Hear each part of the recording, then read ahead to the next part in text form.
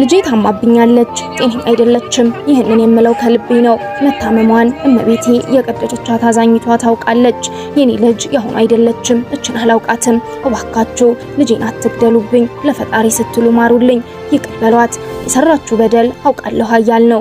ብቻ ግን ባዛኝቷ አትግደሉብኝ፣ እንዳትገድሉብኝ ስትል የቤተልሔም እናት በእንባ ተደምጣለች።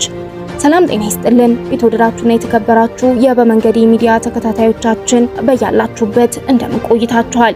በዛሬው መሰናዷችን በሁለቱ የእምነት ተቋማት መካከል የተነሳውን ውዝግብ ተመርኩዘን ወደ እናንተ ሰፋ ያለ መሰናዶ ይዘንላችሁ መጥተናል።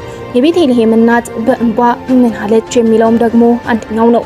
ቤተልሔም ራሷስ ምን ተናገረች? ሌላኛው ደግሞ የተዋህዶ እንቁ የሆነው ብሩክ ወይንም ደግሞ ባሮክ 21 በመባል የምናውቀው ሱስ ምን አለ? ምን ደረጃ ላይስ ነው?